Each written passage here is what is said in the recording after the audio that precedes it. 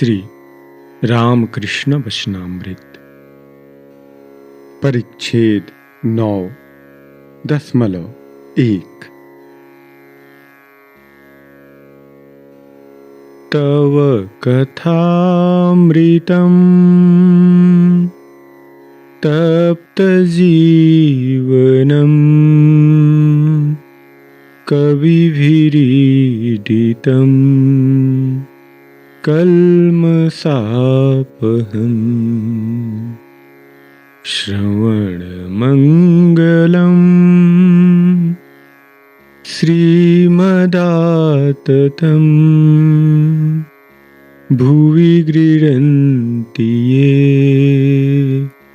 भूरिदा जना भुवि गृह्णन्ति ये भूरिदा जना।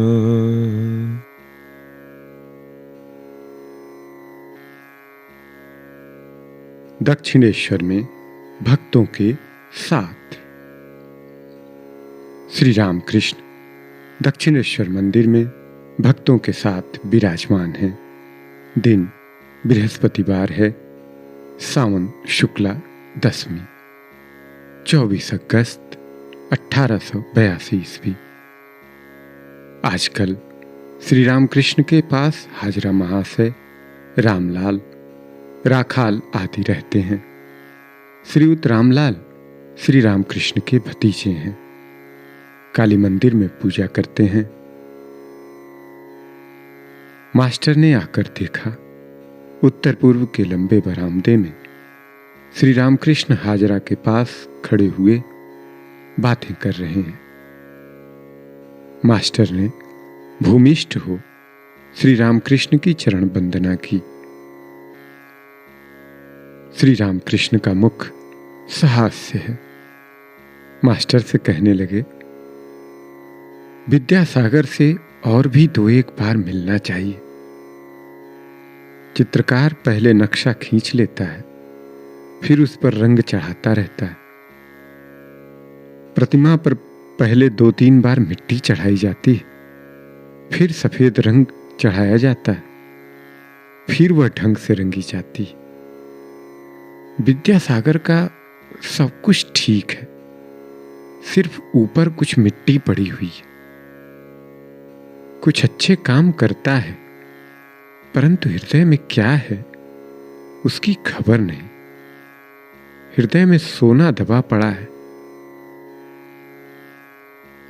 हृदय में ईश्वर है, यह समझने पर सब कुछ छोड़कर व्याकुल हो उसे पुकारने की इच्छा होती है। श्री रामकृष्ण मास्टर से खड़े खड़े वार्तालाप कर रहे हैं, कभी बरामदे में टहल रहे हैं। साधना कामनी कांचन रूपी तूफान से पार होने के लिए।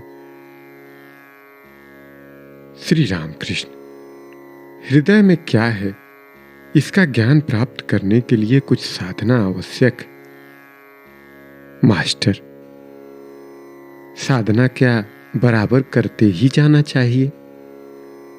श्री रामकृष्ण, नहीं, पहले कुछ कमर कस कर करनी चाहिए, फिर ज्यादा मेहनत नहीं उठानी पड़ती। जब तक तरंग, आंधी, तूफान और नदी की मोड़ से नौका जाती है, तभी तक मल्लाह को मजबूती से पतवार पकड़नी पड़ती। उतने से पार हो जाने पर फिर नहीं।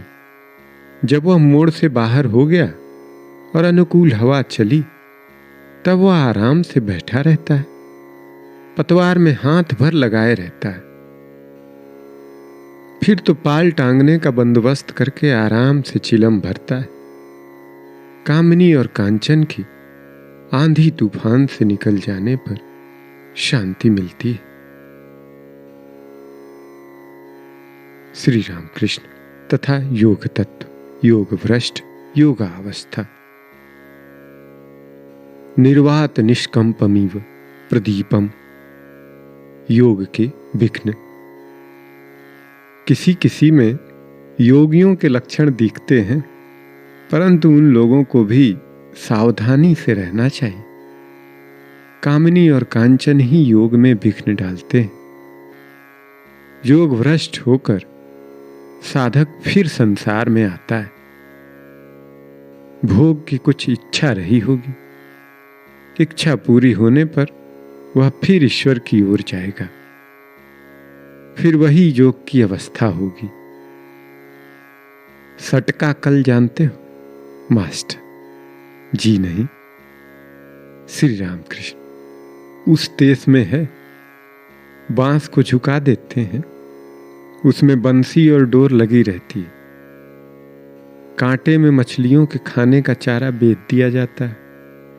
ज्यों ही मछली उसे निगल जाती है, त्यों ही वह बांस झटके से ऊपर उठ जाता है। जिस प्रकार उसका सिर ऊंचा था, वैसा ही हो जाता है।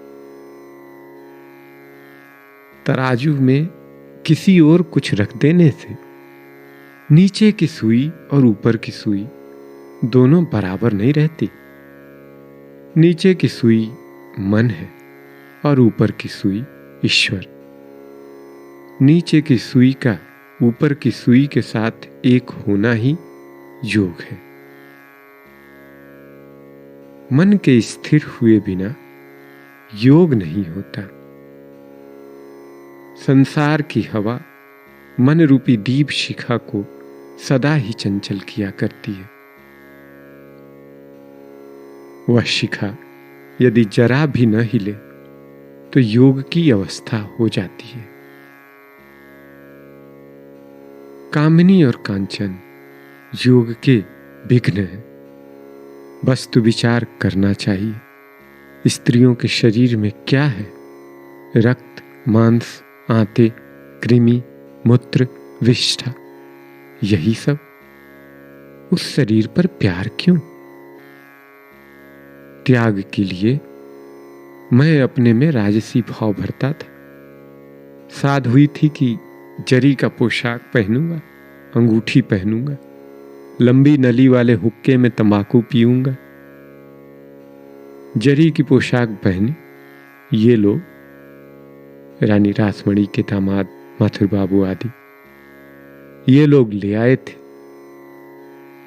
कुछ देर बाद मन से कहा, यही शॉल है, यही अंगूठी, यही हुक्के में तंबाकू पीना है। सब फेंक दिया। तब से फिर मन नहीं चला। शाम हो रही है। कमरे के दक्षिण पूर्व की ओर के बरामदे में द्वार के पास ही अकेले में श्री राम कृष्ण मणि से बातें कर रहे हैं।